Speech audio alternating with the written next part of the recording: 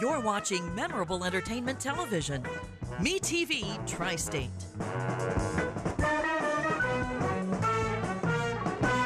Broke the story on local homestead tax credit fiasco. Expose the Evansville Redevelopment Commission excessive spending habits. Your community watchdog. CityCountyObserver.com is your online community newspaper dedicated to the progress of Evansville and Vanderburgh County. We're a nonpartisan publication providing insight into political issues and events that shape our community. We are a watchdog for you, the citizen. Check us out online, city-countyobserver.com. That's city-countyobserver.com. Tri-State Voices, an open discussion with area leaders on issues affecting communities throughout the Tri-State. Now, here's your host, Mike Woods. Good morning. Welcome to Tri-State Voices. Tri-State Voices is jointly sponsored by WTSN, the City Council Observer, and my office, Woods & Woods. I'm your host, Mike Woods. Today we're honored to have Vanderburgh County Commissioner Steve Melcher here. Steve's been on the City Council for 17 years and he's in his second term on the County Commission. He was in the Army active duty for 3 years and the reserves for 7 years. He was also spent 27 years with Ohio Valley Sound in the private sector. He was also with CAPE for 15 years, so he's had an interesting mix of the public and private sector. If there's one thing that will stand out when you talk to Steve Melcher, it's his passion for veterans. Like I said earlier, he's had a fairly extensive military career. Steve, I look on your right wrist, you have a band on there, and that's maybe a good place to start. You told me if there was only one committee that you could be on if you're elected to the House of Representatives for District 78, you'd like to be on the Veterans Committee. Why? Well, that's sure. When I went up to Indianapolis to talk to the caucus up there, I said, when I win this race, I want to be on the Veterans Committee. And I'll have a few more later, but the Veterans Committee is important to me. I served 3 years in the Army and 7 in the National Guard. And to me, I was serving my country and serving my state. And I work I was past commander of American Legion Post 354, vice commander.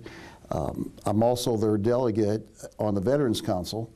And I became commander of the Veterans Council, and I had it 6 years, which nobody else ever had it that long, straight. I stepped down last year knowing that I'd be running for a state office this year. So, but I was thinking about running for a different state office, the Senate, but what happened, Suzanne Crouch gave her seat up and Jim Tomes ran again. So that left that seat open, and Tomes is military. So issues with the military and with the way we're treated, I'm really passionate about. I was in during the Vietnam era, and when I flew back to the United States, to Newark, first thing somebody did was spit on me in my uniform. So I had to go in the bathroom, clean it up, and I couldn't figure out what was going on. And then I found, I thought it was better than what it was, but it wasn't, and that was in '70. So ever since then, I just do everything I can for veterans. I think it's real important for us to help our veterans and make sure that they have a fair shake. It seems like every time something happens, the veterans are being treated in a different manner. You know, we're trying to move all the war memorials now, and we just hit one obstacle after another.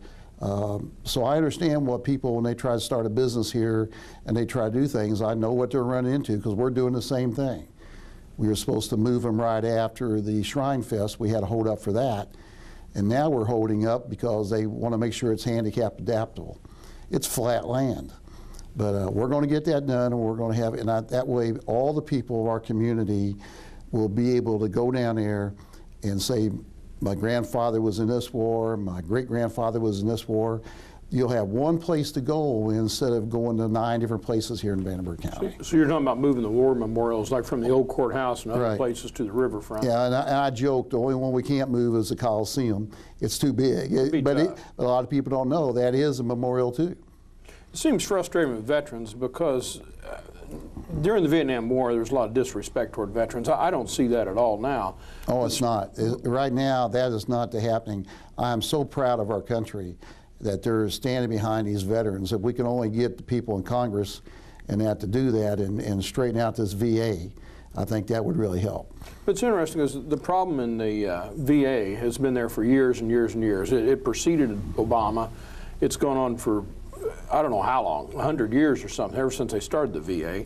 And clearly it's not straightened out yet, and I don't see it being straightened out really in the foreseeable future. They just appointed a new Veterans Secretary, but it's going to take a long time to get that fixed. Well, I think it will. I think there needs to be some changes. I'm not one to say what kind of changes it is, but maybe it's just a matter of, and this is just an idea, using like my VA card, that I'll be able to go to Deaconess or St. Mary's and just use the card. So you could opt out of the VA program and just go to the that private would sector. be the VA program. Yeah. Maybe we do that, and that way we'd be saving some money when it's over. Maybe there's something like that they do. Instead of putting it into all these payrolls and buildings and everything, put it into actual helping veterans. Well, you know, one of the proposals is just do away with the Veterans Administration medical care and just hand people a Medicare card.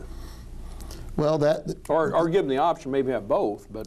Well, you know, I agree with that, but basically it would be nice to have a VA card like I've got and other veterans has got, that they could go to the doctor of their choice, and maybe what they have to do is set some kind of parameters on what they would charge the VA people. You know, and that way it would save money. I really believe that might save money, but I think that's something they need to study and look at. I'm surprised how many of my clients will get their health care from private doctors, but they'll get their prescriptions filled through the VA, because VA, if you're 50% service connected or more, there's no deductibles. And so they just get the prescriptions over there. They prefer their private health care from the doctors. Well, that's because it takes so long to get in. I'm wearing hearing aids today, but it took me 3 different tests to pass their criteria to get hearing aids. And then I had to wait 6 months before I could get them. I was lucky, they called me and I got them in 4 months. So I had to go 3 years and 4 months before I could get hearing aids, and I knew I needed them. Well, and then some of the people from here have to go over to Marion too, which is a long drive. And that's what happened to me. The first test was in Marion, and then we were lucky enough to get one person here to test here. And now they've come a long way there, because now they had an assistant. Now there's 3 people working in that office, and I could go in there right away now. Not like I did in the past. Kind of switching gears, another issue that's really important to you is right to life. I know you're on your, 3rd term of the director of the Southwestern Indiana Right to Life, and you're on the board of directors of Indiana. I think you're a life member. First of all, I guess let me ask you, why is the Right to Life organization important to you? And if you are elected to as a into the House of Representatives, what changes would you like to see made? Well, basically, I've been Right to Life my whole 23 years as an elected person. I have fought for Right to Life. That's something very passionate to me, the saving lives and that. I serve on the Southwestern Indiana Right to Life board, like you said.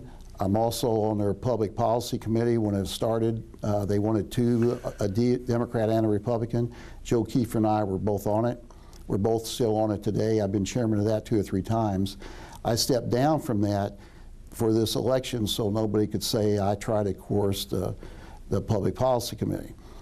But I have done a lot for Right to Life, and I'm going to continue to do. As far as getting up there in Indianapolis, I guess wearing the D label, if you have to wear a label, that will give Right to Life another vote up there. And I'm proud to be able to say I can do that. But I also got to understand other people's feelings that you have to represent the people of your area, like here in Vanderburgh County and part of Ward County now. So I think that's going to be a good piece for me. That puts me, you know, a little further ahead than my opponent in that case, because she's Right to Life, but I'm active in Right to Life. I think there's a difference of having a title and actually doing it. You know, you've said you're in favor of establishing, I think it's pregnancy centers to encourage adoptions. How would that work? Well, we've already got 2 started here. We got one on the west side and one down here on Weinbach. They're there for the option to come in, and if they want to have the baby, then we try to help them get the babies adopted. So what we try to do, we help fund that, but they also have to raise money. and that gives them, we have a Planned Parenthood here, but we're right next to Planned Parenthood on Weinbach. So they have an option, but the option I'd like them to take is to go into the pregnancy center, get their ultrasound, see what their baby looks like, and hopefully have it and keep it and love it. Or if they give it up for adoption, we could even help them with that. And how is those pregnancy centers funded?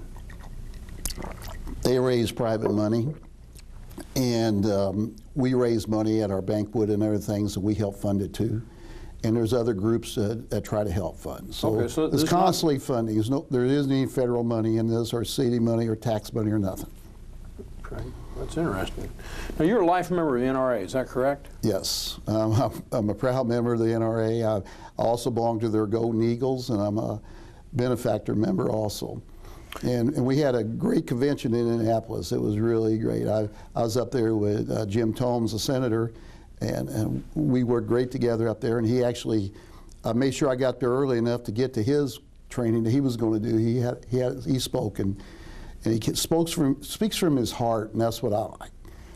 I heard you speaking about the NRA a while back, and you said when it comes to guns, we need to do more education and less legislation. Now, what do you mean by that? Well, basically, I think people ought to understand. There is a saying that guns don't kill people; people do. And I think it's just a matter of educating people, give people the right. We have that right already, but it seems like we're trying to get it taken away from us, and every obstacle is.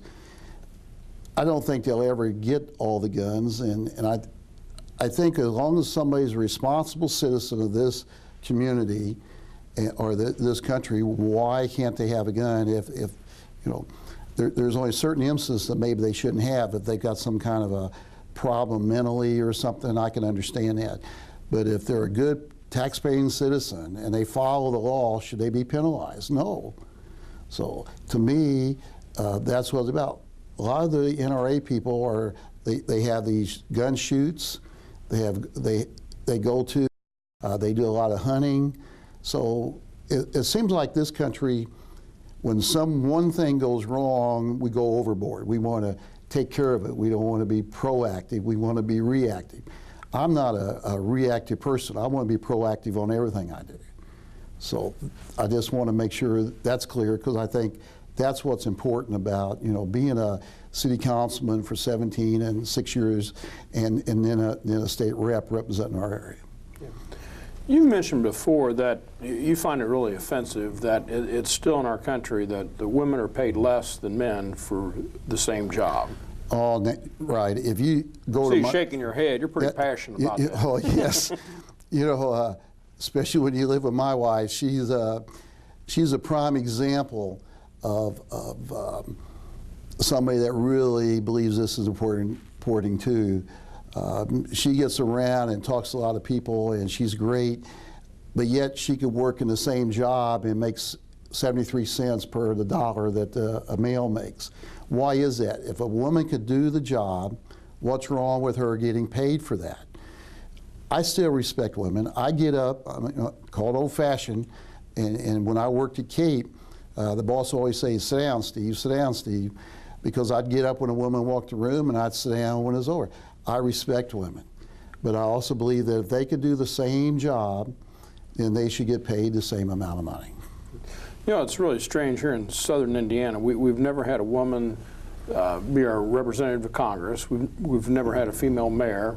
We only have one female full-time elected judge. In the state, we've never had a U.S. senator or a governor that was a female. Yeah, and see, why is that? I know that there's a lot of people being trained in different organizations. I know both parties do that, but but I do think women are becoming more and more. It's really good now that you see women in the military more. When I was in, there wasn't hardly any women. When I was in the National Guard, we did get some women in at that time. I went to summer camp, and there was a couple of women in there with us. And they were treated exactly the same way. Everything worked out great. You wouldn't know they were a woman. It's just that we all have to work together. The world does that. Every army has had women in it, except for ours. But now they're in it. So it's just a matter of we got to get past that old philosophy. If a woman could do the job, let her do it. You know, it's kind of interesting. The military was one of the first parts of our society to desegregate on the basis of race, and really the military is way ahead of the rest of society about equal pay for equal work with regard to the sexes. Mm-hmm.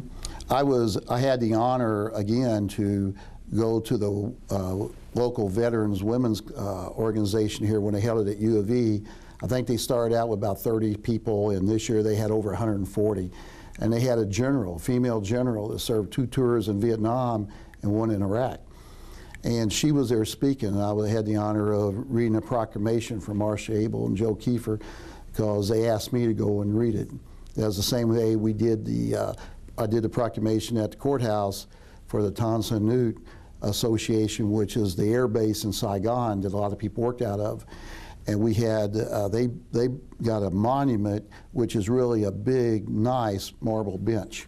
It's going to be one of the best monuments down there when we move all the monuments. And they did that for their 20th anniversary. And that's an association that everybody that worked or anything around that air base can join it and reveal and talk about their experiences. I know you're really interested in education, and the voucher programs, I understand it last year, cost the state around $14 million. Those numbers are projected to go way up. The state doesn't really have a lot of extra money laying around. How is that voucher program going to be paid for in the future? Well, that's going to be a very interesting question, and I think those are questions that the state representatives and the senators ought to be asking. You know, when they came out with the voucher program, it took the tax money going to the public schools. Do we want our public schools to go down? No. We want people to be able to have the right to go to school they want to? Yes. According to the newspaper, there's a lot of people on the voucher program that could afford to go to a different school if they want to, but they're getting the vouchers. Maybe there ought to be some kind of requirement on what you make or something, because I do know in some of these poorer schools, that's the only chance that some of these kids have is the vouchers. But we got to find a way. The state legislator is going to have to learn one thing, especially if I go up there. They're going to have to learn where they're going to get the money to replace money they take away. So if they're going to take it away from the school corporation, they got to fund it with some other funding somehow. The first year they bragged that they saved $4 million or something like that. But now already in this 3rd or 4th year, we're up to, like you said, 14 million. What's going to be next year? Because more and more are getting over. I understand Indianapolis is the one that they're all coming out of. They're all dropping out of their public schools because I understand the public school system is not that strong up there. Well, there's the rest of the state of Indiana that maybe doesn't have that problem. So I think that's something that we need to look at. If Indianapolis has a problem, then Indianapolis needs to solve that problem. You know, what's kind of troubling about the voucher program, though, is the projections, how much more money it's going to be taking next year and year after year after. Mm-hmm. They're just all over the map. So where are they going to get that money? And they don't even know how much money it is. So they might have to think about cutting that. And they're also, you know, kindergarten, and they're talking about pre-K. I know what working for Kate for 15 years as a facility director, I know that Head Start works. I've seen it work. I've seen kids come all the way around. Head Start is different than what's really going on. Because Head Start, the teachers have to go talk to the parents at home. And if the parents don't have an education, we get them into the Learning Center so they get their GED. So it's a wraparound model. What do we need to do to attract stable, high-paying jobs here in southern Indiana? Well, what we're hurting for, and it's all over, and I heard the Lieutenant Governor say this at the Rotary the other day, but basically we have to get some training for skilled jobs. The day of a 4-year degree doesn't really mean too much anymore. I think I've seen a clip on it in a meeting, and the clips, this gentleman is saying that somehow there's like 60% of the kids graduate go to a 4-year degree now, where it used to be only about 6 or 8%. But now that there's 60% going, once they go, they don't have a job after it's over because the job in their fields is not there. So what we need to do is like let's just take one of our companies. I understand Berry Plastics is one of them. They're having a hard time keeping their maintenance people, which are skilled mechanics and electronics, keeping all their machinery going. And they won't let them retire. They give them bonuses and everything they can to stay there. So we need to hook up on Lynch Road, and this has been talked about already, seeing how we could start training some kids now that qualify, or even the ones that are 20 years old, 30 years old, or a returning veteran that's had some mechanical work. Get them trained to take over these jobs so these seniors can retire and have a nice life and let somebody else have that job. I think that's something we need to do, is start looking at things like that. And there's been some tax cuts recently for corporations, and you've said before that you thought that more of those tax cuts ought to go to homeowners and not corporations. Is that a fair description of your position? Oh yes, on Senate Bill 1, and I think this is a good lesson for the state of Indiana. When they passed to do away with the corporate taxes on personal property for businesses, that took away $20 million from Vanderburgh County. And when you vote for the Senate Bill 1, which my opponent did, she took $20 million out of Vanderburgh County. The Indianapolis Star shocked everybody the next day after the bill was passed and gave off every county how much money they were going to lose. For the state of Indiana, it's $1 billion. So what the state needs to do is come up with $1 billion to replace that taxes. We already give businesses tax abatement. So when they come in, let's just make it easy. If we're going to give them tax abatement, and we give them a 10-year tax abatement, they're actually only paying 50% of what they should be paying over a 10-year period instead of 100%. But the idea is that's all new taxes, so it's not money we've lost. It even took me a while to figure that out when I first got on the city council, because I was against tax abatements. They're really good because they help get the business off the ground and they start paying their fair share in the 11th year. So what the state did when they found out all this, they slowed everything down and they decided to pass another bill to let counties decide if we're going to continue to do what we're doing now and go ahead and charge them the property taxes, or we could not do that. Unfortunately, in our county, 74% of the tax board is the city council. So the school corporation, the libraries, and the county is all after whatever the city decides to do. But I'm sure that they will not vote to do away with those taxes because they need them. Who makes up that difference? We, the taxpayer, makes up that difference. They also allowed on that same bill was to give zero taxes for 20 years on their taxes.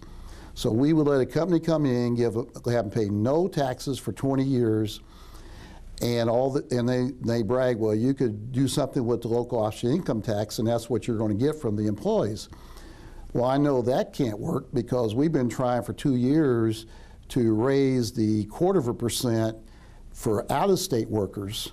Where, like, if you and I worked in a plant or anywhere, right here in your office, you're paying 1% because you live in Vanderburgh County. So you're paying 1% of your income. If I lived in Kentucky or Illinois, Michigan, or Ohio, I'm only paying 0.25%. I'm taking home more money than you, and we're making the same amount of money. So our Hoosiers are paying more, and they won't let us raise that to 1. All we want to do is raise it to 1 that shows that everybody is treated equal in the state of Indiana. Kentucky does that. I worked at Owensboro for a year when I worked at Ohio Valley Sound as the branch manager, and I had to go over there. They charge me 1%. They don't care if you live in Egypt or where, you pay 1%. Same way today. Henderson, if you live in Madisonville or Indianapolis or anything, or Evansville, you pay 1%. And to me, that's really important that people are treated equal. The criminal code just got modified, and they've changed quite a few things. But one of the issues that's come up when I interviewed the 2 candidates for sheriff, Kirk Byram and Dave Wedding, they're both kind of concerned the number of inmates that are going to be kept here as opposed to sent off. As you know, the lower level felonies, it used to be that they were sent off to Indiana Department of Corrections. Now those low-level felonies are going to be kept here in Vanderburgh County. The capacity of our jail is about 512 people. It's at capacity all the time. Neither one of them know, and they both studied the issue hard. They neither one know how much that's going to increase the capacity of their jail. And at this point, I guess nobody still knows how much it's going to change things? No, I agree with you. You know, they talk about these study committees that they do, you know, in the summer to check on these things before they do these bills. And that would have been something that I would have thought they would automatically done, is check with the sheriffs. Like, if I was in that study committee, I think I would have talked to the sheriff of Vanderburgh County and Ward County, and possibly the other counties, because I've always been able to reach across the aisle. I don't care if you're a D or an R. If you're right, you're right. So I think we need to continue to talk with the local people. I know I did a lot when Dennis Avery was on. I talked to him. I've talked a lot with Suzanne Crouch. You know, she did a great job. I'm glad I'm going to be able to follow in her footsteps, and I've been able to work across the aisle. But I think that's something that we need to continue to work on. Okay. Yeah, as the local people, they don't know how they're going to deal with that. They really don't. If you get a large inmate increase, they really don't know how they're going to deal with it. And we don't know how we're going to deal with that $20 million loss if we have to take that loss. So somebody up in Indianapolis has to understand. And that's why I'm running. I'm running because I believe that we need people that know local government. And maybe that ought to be a requirement in the future, that you have to have 4 years on a city council, county council, mayor, or commissioner before you could even run, so you know what local government is. You just don't get up there and say, okay, I'm going to vote party line. I am never going to vote party line. I don't do that. If it's right, it's right. If it's wrong, it's wrong. We're about out of time, so I guess let me ask you just one last question. Both you and your opponent are pretty conservative. You know, the right to life and the gun legislation, all the rest of it, you're both pretty conservative. Why do you think you'd be a better representative than your opponent? I think it's all about knowledge and tender. You said it already, my private sector, being in management, I left Ohio Valley as vice president of corporation operation manager. I worked at Cape for 15 years. I was facilities director. I had a clean record there with the federal government coming in all the time, checking and checking and checking. We passed everything there and was able to do things for people. I think by 17 years on the city council, being president or vice president 8 or 9 times in leadership roles, I think that counts. I was chairman of every committee, including finance. As a county commissioner, I've been president, vice president. I'm president now of the drainage board. We serve on all kinds of committees. And talking about neighborhoods and everything, I'm always right there. So I think what happens, and we're probably going to run out of time, there's a lot of reasons. I'm the experienced one. My family has grown. I'll be able to go up there. I'll be able to do this full time. I'm semi-retired now, like I am as a commissioner. I do this 100% of the time.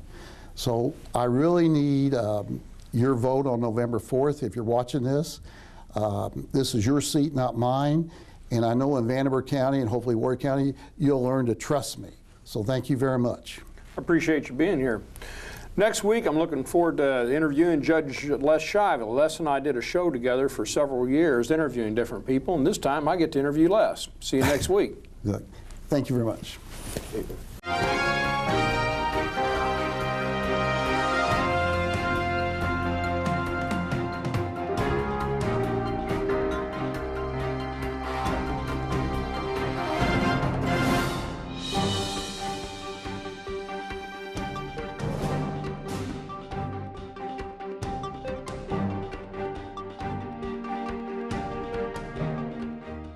This year in the Tri-State, 1 out of 8 people will be in an accident. Would you know what to do?